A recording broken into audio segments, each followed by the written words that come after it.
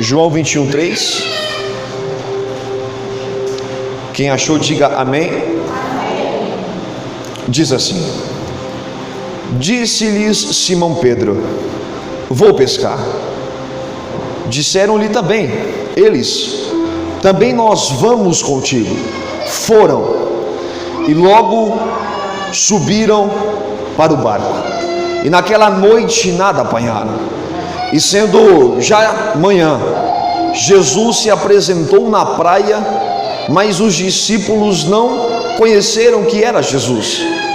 Disse-lhes, pois, Jesus: filhos, tendes alguma coisa de comer? Responderam-lhe: não. E ele lhes disse: lançai a rede para o lado direito do barco, e a achareis. Lançaram-na, pois, e já não podiam tirar, pela multidão de peixes. Então aquele discípulo a quem Jesus amava disse a Pedro: é o Senhor. E quando Simão ouviu que era o Senhor, cingiu-se de uma túnica, porque estava nu, e lançou-se ao mar. E os outros discípulos foram com o barco, porque não estavam distantes da terra, senão quase 200 côvados, levando a rede cheia de peixes. Logo que desceu para a terra, viram ali brasas e um peixe posto em cima e pão. Disse-lhes Jesus: trazei dos peixes que agora apanhastes. Simão Pedro subiu e puxou a rede para a terra, cheia de 153 grandes peixes, sendo tantos, não se rompeu a rede. Disse-lhes Jesus: vinde e comei. E nenhum dos discípulos ousava perguntar-lhe: quem és tu? Sabendo que era o Senhor. Chegou, pois, Jesus e tomou o pão e deu-lhes semelhantemente o peixe. E já era a terceira vez que Jesus se manifestava aos seus discípulos depois de ter ressuscitado dentre os mortos. E depois de terem jantado, disse-lhe Jesus a Simão Pedro: Simão, filho de Jonas, tu me amas mais do que estes? E ele respondeu: sim, tu sabes que eu te amo. E ele disse: apacenta os meus cordeiros. Tornou a dizer a segunda vez: Simão, filho de Jonas, tu me amas? E ele disse: Senhor, tu sabes que eu te amo. E ele disse: apacenta as minhas ovelhas. Disse-lhe pela terceira vez: Simão, filho de Jonas, tu me amas? E Pedro se entristeceu, porque disse pela terceira vez: se tu me amas. E ele disse: Senhor, tu sabes de tudo, tu sabes que eu te amo. Jesus lhe disse: apacenta as minhas ovelhas. Amém e amém. Aleluia, Deus! Esse é um som muito fundo para mim, filho.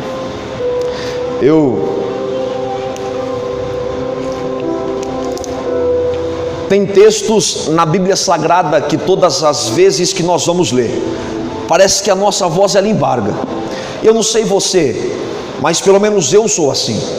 Tem vezes que eu estou sozinho em casa, onde ninguém está vendo, e eu começo a ler a Bíblia Sagrada, e tem textos que parecem que descrevem a minha realidade atual, textos que tocam o mais profundo do meu coração.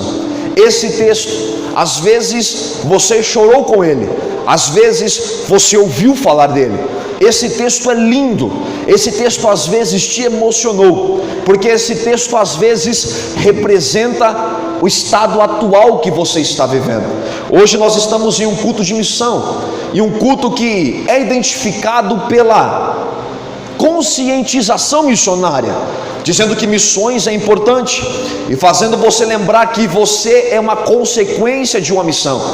Você sabe que um dia você foi evangelizado, mas se você cresceu em um lar evangélico, a sua família foi evangelizada antes de você, e você é um fruto de missões. Pois bem, a mensagem que Deus me deu para pregar no culto de missões é restaurando os missionários. Restaurando um missionário. Ou você pode escolher assim também: restaurando a humanidade de um missionário. A história que eu acabei de ler, ela é muito legal. Eu acredito que essa história, enquanto eu estava lendo aqui, você pode até ter voltado um pouco no tempo e usado a sua imaginação para poder identificar o que aconteceu naquele tempo. A história que eu acabei de ler parece muito a história do início da história de Pedro, mas essa história ela tem um começo, e o que eu li para vocês é só o final. A Bíblia diz que em uma determinada ceia, a Santa Ceia, a última ceia que Jesus participava com os seus discípulos, naquele lugar, a Bíblia diz que o semblante de Cristo, ele já não estava mais feliz como costumeiramente ficava. Eu me lembro que quando eu era mais jovem, a gente estava fazendo alguns evangelismos na rua, e na rua da minha casa tinha um senhor que foi acometido por uma sequela de derrame, e ele não tinha a mobilidade 100% do seu braço direito. Eu me lembro que eu orei por aquele homem, e quando eu orei para ele, Deus fez um milagre, e aquele braço, aqueles movimentos voltaram a se movimentar como novos. E eu me lembro desse período, e eu me lembro que eu fiquei tão contente, tão entusiasmado a chegar no meu pastor e falar: pastor, o senhor não sabe o que aconteceu. Eu estava fazendo um evangelismo, e quando eu orei, Deus operou o milagre. Agora imagine como era o sentimento dos discípulos naquele tempo. Eu imagino aquela mesa reunida, pastor Hugo. Eu imagino chegando Natanael e dizendo: olha, hoje eu quero contar para Cristo que no nome dele eu limpei leprosos. Aí eu imagino o Tiago falando: você limpou leprosos, você não sabe o que aconteceu hoje. Hoje, no poder que consiste no nome de Jesus, eu devolvi vista aos cegos. Aí eu imagino agora João dizendo que você não sabe o que eu fiz hoje. Pelo poder que consiste no nome de Jesus, hoje eu fiz paralíticos andar. Eu imagino qual era a sensação das pessoas chegarem em Jesus e comunicar o que estava acontecendo. Mas quando eles procuraram em Jesus um olhar de aprovação, o que eles encontraram foi um semblante contrito. E a Bíblia diz que mais para frente Jesus ele solta o que é que estava aprisionando o seu coração, e ele diz: a minha alma ela está angustiada até a morte. Após esse período, Jesus ele convoca a sua comitiva de discípulos, e ele olha e ele vê que na mesa ali existe pessoas que estão desatentas, pessoas que não estão tão focadas no que está acontecendo. Mas a Bíblia diz que um homem entre os evangelhos cita a história com mais precisão, e ele diz que nessa mesa onde estamos sentados existe um homem que vai me trair. E a Bíblia diz que Pedro já se levanta cheio de autoridade, como ele deveria ser, porque eu imagino que um homem bravo, um homem cheio de atitude deveria ser Pedro. Pedro ele se levanta e diz: Senhor Jesus, tu sabes que eu vou com o Senhor até as últimas consequências. Mas Jesus, sendo Cristo, conhecendo o futuro, ele faz com que Pedro se assente e diz: Pedro, não é com você. Aquele a quem eu der um pedaço de pão molhado e colocar na sua boca, esse vai ser um homem que vai me trair.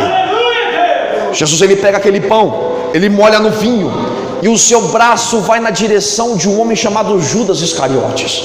A Bíblia diz que quando Judas ele come aquele pão, Judas ele é possuído por Satanás, e ele se ausenta, ele sai para fazer o que tinha que fazer.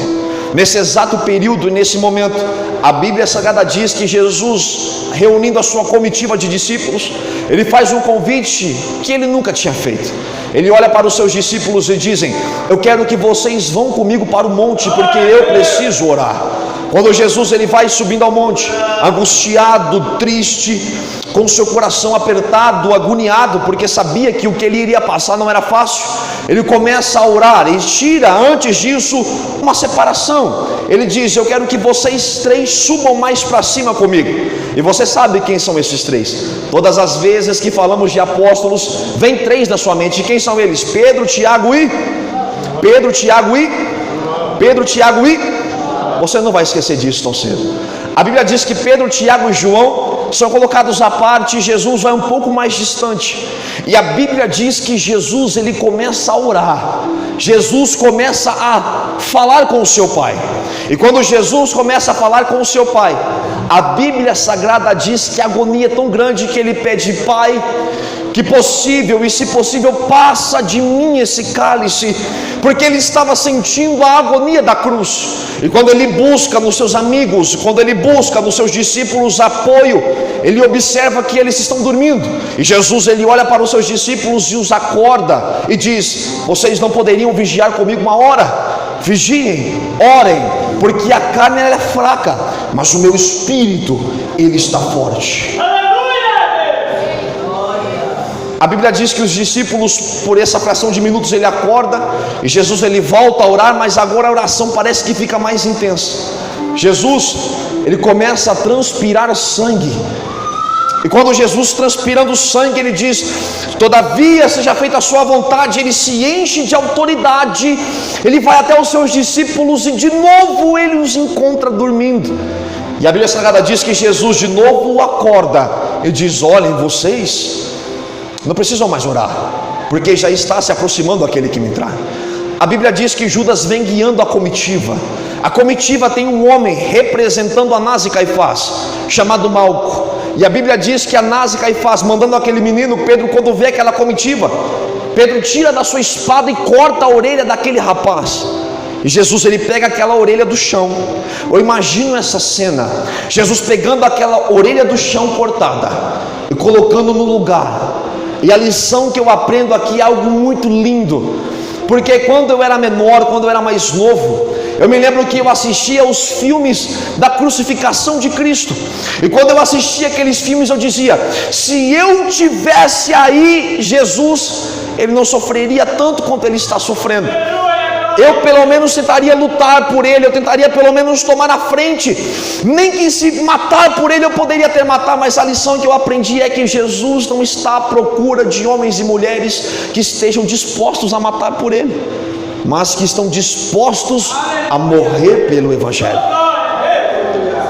Eu acredito que você já foi vítima de uma tentativa de assassinato espiritual.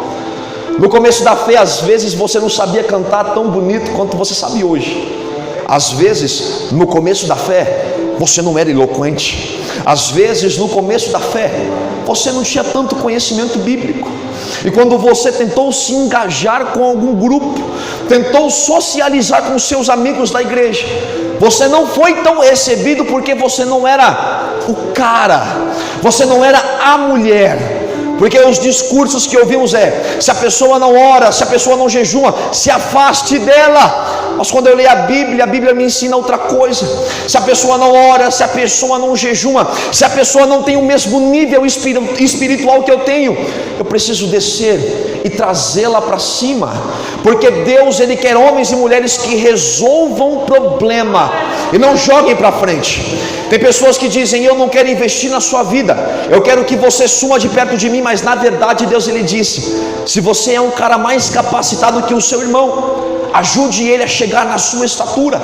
Porque Deus ele quer uma igreja que se preocupe no aperfeiçoamento dos santos.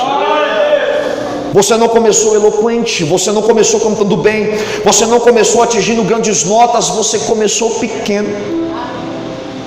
E a Bíblia diz que Pedro ele fracassou nessa missão, e Jesus ele é apanhado, e a Bíblia diz que Pedro acompanha Jesus até onde ele é levado. Ele é ouvido por Anás e Caifás, e quando Jesus ele é ouvido por Anás e Caifás, a Bíblia diz que Pedro um pouco mais distante, pastor Hugo, eu imagino que seria um pouco mais longe do que o Senhor, aparece alguém e diz: olha, você tem as características que ele tem, você anda igual ele anda, você fala como ele fala. Porque quem anda como Jesus andou na terra e é imitador das suas pisaduras tem características do mestre. E a Bíblia diz que Pedro ele olhou para aquele julgamento e viu a opressão em cima de Jesus. Ele olha e diz: eu não conheço ele, eu não sei quem ele é, eu não sei quem é ele, eu nunca andei com ele antes. E Jesus na mesa tinha dito que Pedro negaria 3 vezes ainda antes que o galo cantasse. Mas Pedro era escolhido, Pedro era selecionado, Pedro foi o homem escolhido a dedo. E a Bíblia diz que Pedro ele era o porta-voz dos discípulos. A gente diz que Pedro ele era um homem de pouca fé, mas quando Jesus disse Pedro, homem de pequena fé, Jesus não estava destruindo Pedro, mas Jesus estava apresentando a realidade que Pedro estava vivendo. Mesmo um homem de pouca fé, com a pouca fé que ele tinha, foi o único que andou sobre as águas. E a Bíblia diz que Pedro, estando olhando para aquela situação, eu imagino Jesus ali no meio da opressão, conseguiu enxergar o rosto de Pedro. E Pedro olhando para aquela situação, visto o que ele tinha feito, a Bíblia Sagrada diz que Pedro ele se entristece. E a Bíblia diz que Pedro ele se ausenta. E às vezes você está assim, aqui essa noite. Você já foi escolhido e você viveu grandes aventuras com Cristo. Você realizou grandes proezas. Mas parece que na sua vida existiu um divisor de águas. Por um momento você era qualificado e eleito, mas passou-se alguns segundos, você já não servia mais. E Pedro ele se ausentando para longe, um pouco mais distante, mas eu acredito que Pedro ainda conseguiu acompanhar o discorrer da história. E a Bíblia diz que Jesus ele apanha, e Paulo ele fala: como meu mestre, eu sofri uma quarentena de açoites, menos uma, que dá 39 chibatadas, 468 cortes no corpo de Cristo. E a Bíblia diz que, e a história também diz que aquela arma chamada Zohag, ela era tão poderosa que quando ela era agredida no corpo humano, ela perfurava facilmente a carne e o seu chumbo, ossos e vidro, ele cravava nos ossos do meu mestre. E a Bíblia diz que Jesus ali ele apanhou quieto. A Bíblia diz que Jesus ali ele apanhou e não gritou. A Bíblia diz que naquele momento Jesus sofreu o que tinha que sofrer, porque ele sabia que no seu sangue estava o preço a ser pago pela remissão da humanidade. Eu imagino Pedro olhando essa cena de longe, pastor Hugo. A cada chibatada que pegava nas costas, na face de Jesus, a cada chibatada que pegava nas suas costelas, eu imagino Pedro sofrendo com a sua mente, porque ele sabia que ele negou o Emanuel, ele sabia que ele negou aquele que era quem disse que realmente ele era, ele sabia que ele negou aquele que multiplicou pães e peixes, ele negou aquele que era o Messias, ele negou aquele que ele viu se transfigurar no Monte Tabor, ele negou aquele que era o nosso mestre. E a cada chibatada que Jesus sentia, eu imagino que a mente de Pedro sofria também. Jesus ele agoniza, e para piorar, em um espinheiro eles pegam ramos de espinhos capazes de perfurar a madeira de acácia, e eles fazem uma coroa, colocam na cabeça de Jesus, que tinha nessa surra perdido 2,5 litros de sangue, e eles batem nessa coroa de espinhos, cravando na sua fronte. E Pedro sabia que ele tinha negado o próprio mestre. E a Bíblia Sagrada diz que Jesus, aguentando tudo aquilo, ele pega o partíbulo da cruz que pesa 80 quilos e carrega até o Gólgota. E na Via Dolorosa, pessoas o empurram, e como o chão da Via Dolorosa não era pavimentado, pedras quase romperam a sua rótula, feriram seus tendões, suas costas, jorrando sangue, fraco por não ter comido à noite. E a Bíblia diz que Jesus ele cai. E quando Jesus ele cai no chão, a Bíblia diz que um homem chamado Simão Sirineu, Simão de Sirineia, pega Jesus Cristo, levanta, pega a sua cruz e carrega. Porque a nossa cruz a gente tem que pegar e ir após ele, só que às vezes a gente tropeça no caminho, às vezes a gente cai, às vezes a gente não consegue sustentar. Mas que bom que o Salmo 23 existe, porque nele diz, o Salmo 91, melhor dizendo, porque ele seguraria nas nossas mãos, para que nós não venhamos tropeçar com os nossos pés em pedras. Às vezes você quase caiu, ou às vezes você caiu, mas eu quero te dizer que você tem um Deus. Jesus ele cai, ele é levantado, e a Bíblia Sagrada diz que ele chega até o Gólgota. E quando ele chega até o Gólgota, a Bíblia diz que cravos de aproximadamente 17 centímetros perfuraram as suas mãos. E os mesmos cravos que perfuraram as suas mãos, perfuraram também os seus pés. Aleluia. Diz a ciência que esses cravos perfuraram inclusive seus nervos, aonde causaram choques no seu corpo, e a dor que ele sentiu foi tão grande ao ponto dele quase morrer de dor e desmaiar, porque é possível morrer de dor, mas Jesus segurou tudo. Colocaram na sua cabeça um coroa de espinhos, e quando puxaram aquela cruz, a Bíblia diz que ele sofre novamente. Consegue imaginar essa cena? Pois eu consigo. Eu imagino como fica a situação da mente de Pedro, pastor Hugo. Como que ele ficaria vendo aquilo tudo acontecer, vendo que o mestre a qual ele andou por quase 3 anos e meio, sofrendo tudo isso. E a Bíblia Sagrada diz que no 3º dia, aquele que foi morto, ele levanta. E quando ele levanta, a primeira pessoa que vê ele da sua comitiva de acompanhadores, de amigos, são 2 mulheres. E quando elas olham para ele, ele diz: olha, eu quero falar com os meus discípulos, mas eu também quero falar com Pedro. Só que aquela mágoa no coração de Pedro foi tão profunda que o dividiu do grupo. Mas a voz de Deus não vem só para aqueles que ainda estão no grupo, mas também vem para aqueles que um dia se desgarraram do grupo. Na consciência de Pedro, ele não era bom o suficiente para andar com os discípulos, mas na mente de Deus, Pedro sempre foi o mesmo. Porque Jesus tirou a culpa dos pecados de Pedro, mas não tirou de Pedro a sua humanidade. Quando Pedro ele está ausente, Jesus ali aparece por 2 vezes, e nada de Pedro aparecer. E eu acredito que você entrou assim aqui essa noite. Às vezes você está fugindo de Jesus porque você sabe o que você fez.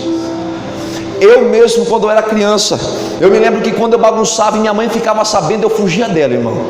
Nem que fosse para fingir que eu estava dormindo. Agora imagine me fazer grandes atrocidades contra o meu mestre. Pedro ele se ausente, olha para cá. E quando Pedro ele se ausenta, a Bíblia diz que ele toma uma atitude. E ele olha para essa atitude e diz: eu vou pescar. Eu vou reassumir o posto que um dia eu parei. Vou voltar a fazer aquilo que um dia eu fazia. E Pedro ele pega, e quando ele dá essa notícia, algumas pessoas dizem: quer saber, Pedro, nós vamos com você. E a Bíblia Sagrada diz que eles arrumam uma rede, eles arrumam um peixe, e Jesus é tão lindo que parece que Jesus refaz o cenário da história de Pedro. Aonde tudo começou, eu vejo Pedro de novo voltando a pescar no mar, às vezes não no mesmo mar da Galileia, mas no mar de Tiberíades. E a Bíblia diz que Jesus fazendo de novo o mesmo cenário. Ele olha Pedro pescando de longe, nada de aparecer, e a Bíblia diz que Pedro de novo, pastor, joga a rede, não pega nada, joga a rede, não pega nada. E a Bíblia diz que no finalzinho da noite, no começo da manhã, na beira da praia, acende uma fogueira. E essa fogueira que acende, tem um homem sentado lá. Você pode fugir de Cristo, mas você nunca saiu da presença dele. Ele sempre soube aonde você estaria. Às vezes você falou: eu não sou bom o suficiente para ser um cristão. Mas Jesus falou assim: eu não quero pegar você capacitado, porque eu sou aquele que capacita quem eu escolhi. Às vezes você falou assim: eu não sou sábio o suficiente, e ele fala: eu pego as coisas que são loucas do mundo para confundir aquelas que são sábias. Você fala assim: eu sou muito pequeno para ser um cristão, e ele diz: eu não quero que você mostre o seu tamanho para o mundo, mas eu quero que você mostre para o mundo o tamanho do Deus que você serve.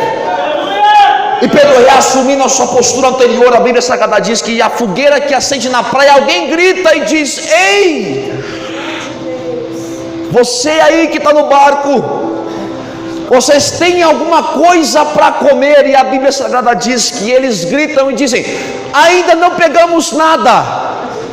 E a Bíblia diz que uma voz que estava na praia dá outro grito e diz assim: ei, filhos, joga do lado direito. Sabe o que é mais legal de tudo? Porque independentemente do que nós fizemos, ainda somos filhos de Deus. E filhos são tratados, filhos não são jogados às traças, porque filhos de Deus é algo eterno. Uma vez que o recebemos essa identidade. E existe alguém naquele lugar que é inteligente. Eu imagino esse cara inteligente como o pastor Natanael. E ele fala assim: Pedro, por quantas vezes você fugiu de Cristo? E Pedro responde: por 2 vezes. Mas por quê? Pedro, eu acho que é Jesus que está lá na praia. Aleluia! Às vezes você entrou por essas portas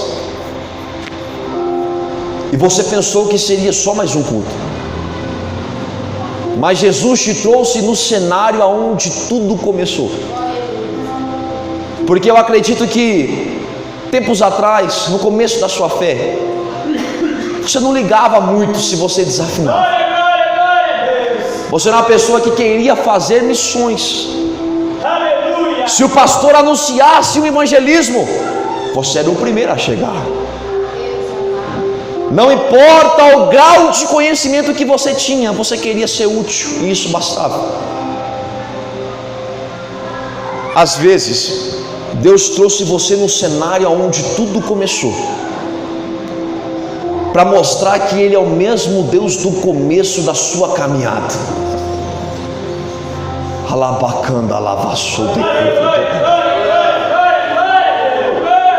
Nós queremos melhorar sempre.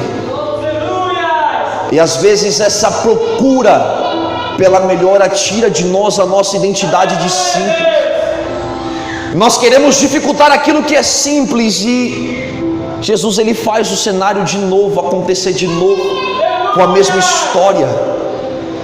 E a Bíblia Sagrada diz que quando Jesus finalmente encontra Pedro, e Pedro vem puxando a rede, pastor, isso é muito lindo, porque eu imagino a afeição de Pedro. Pedro negou Jesus por 3 vezes. Se existia alguém que não deveria estar ali, era Pedro. E a Bíblia Sagrada diz que quando Jesus encontra Pedro, ao invés de falar: Pedro, eu vim aqui para a gente acertar as contas de uma vez por todas, não quero ver você mais com os meus discípulos, para você não contaminá-los. Mas Jesus ele olha para Pedro e diz: senta, come esse peixe que eu assei para você, come esse pão que eu fiz para você. Porque Pedro, você me negou por 3 vezes,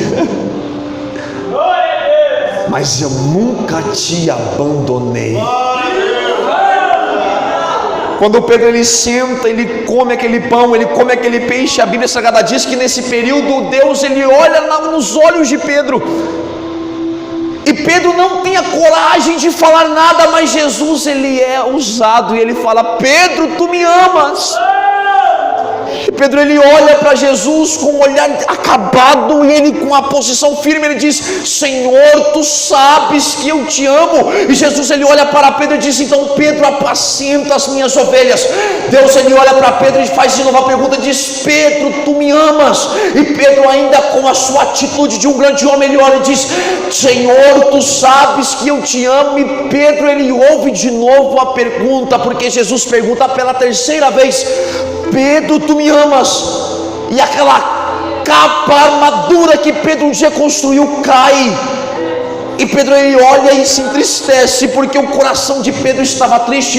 E é aqui que eu quero chegar. Às vezes você é vitrine para muitos, às vezes você é um referencial, mas isso causa em você sequelas. Você quer ser forte o tempo todo, você quer sempre ser o homem de ferro, o homem de aço, mas você ainda é um ser humano. Pedro ele fala, a Bíblia diz que por 2 vezes que Jesus perguntou, Pedro não se entristece, mas na 3ª vez Deus ele tira de dentro de Pedro a mágoa que o afligia. E pela terceira vez Jesus diz: Pedro, apacenta as minhas ovelhas. Deus, ele escolhe aquele que o traiu, aquele que o negou.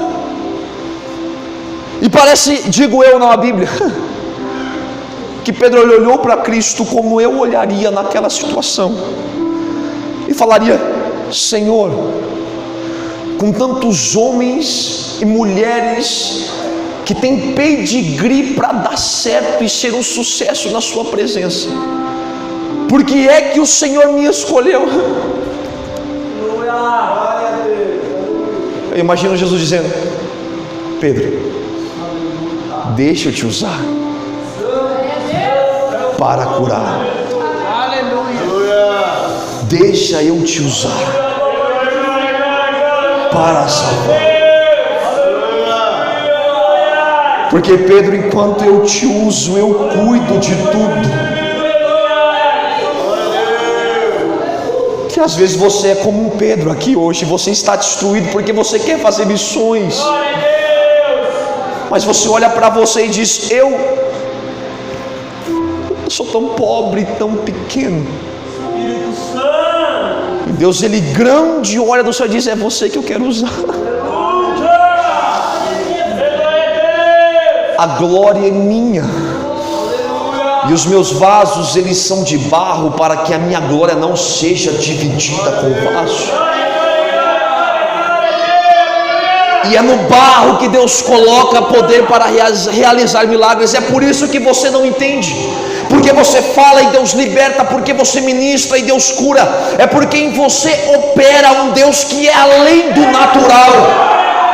E você olha e diz: eu não sou grande, eu não sou pequeno, eu não sei me expressar. E Deus diz: deixa eu usar você. Através da sua vida eu posso curar, através da sua vida eu posso salvar. Pedro negou Jesus por 3 vezes, e Jesus vai ao encontro de Pedro para tratar a sua humanidade. E às vezes Jesus te trouxe aqui para poder te dizer: eu nunca te deixei, e olha, fui traído, mas eu vou no seu encontro para mostrar que para mim filho tem importância. Eu encerro essa mensagem dizendo para você: entenda isso. Enquanto você olhar para os seus talentos, enquanto você olhar para a sua potência, infelizmente a sua vida ministerial não tem tanta constância, porque isso gera autoconfiança. E o que é autoconfiança, Igor? É o homem confiar no homem. Mas quando a gente olha para nossa fragilidade e a gente vê que aquela força inabalável que nós tínhamos, ela acaba. Aí Paulo, ele vem dizendo: e eu orei por 3 vezes para que fosse removido o espinho da minha carne, e ele respondeu para mim: a minha graça te basta, porque eu sou Deus que se aperfeiçoa na sua fraqueza. Eu quero chamar a sua atenção aqui essa noite para poder te dizer quão grande você é na sua fraqueza. Deus não quer missionários fortes, Deus quer homens que consigam encontrar Deus na sua fraqueza. É por isso que eu estou vendo pessoas aqui chorando aqui essa noite, pessoas que acham que podem movimentar o mundo, pessoas que acham que podem ir muito além. Eu estou encerrando. Mas na realidade, Deus, ele pega as coisas que são desprezíveis. Deus pega as coisas que não são. Deus pega aqueles que são rebaixados. Deus pega aqueles que não têm valor e fala assim: se é um projeto falido, eu invisto, porque quando eu coloco a minha mão funciona. Quando eu coloco a minha mão dá certo. Quando eu invisto não tem como falhar, porque Ele escolhe. Escute isso, coloque na sua mente: você não sabe porque foi escolhido, mas quando o mundo rejeitou você, quando o mundo não aceitou você pelos seus predicados morais, Jesus olhou do céu e falou assim: se o mundo não quer, eu quero. Para o mundo não vale nada, para mim vai ser um missionário. Porque se para o mundo não tem valor, para mim vale muito, porque eu sou disposto a pagar o meu sangue por essa alma.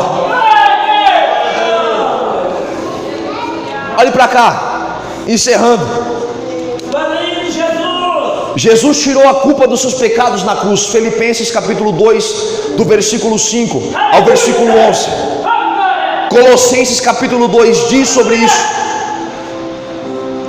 Mas ele não tirou a sua humanidade. A igreja não serve para dividir você, ela serve para impulsionar os seus talentos. A igreja, ela é o corpo onde você é membro. E não coloque isso na sua mente, porque Deus não está à procura de super-homens. Porque na visão de Deus, super-homens é aqueles que são super-humanos. E ser super-humano é chorar, é passar por dificuldades e quando ninguém te escuta. Ser humano na presença de Deus é ser aquele que sofre e ninguém aconselha. Mas na sua vida hoje acende uma fogueira. E a fogueira tem um homem sentado lá. E ele diz: joga do lado de mim. Começa de novo. Seja saudável. Porque a igreja, sendo um corpo, não pode ficar doente. E você tem que ser feliz servindo a Deus.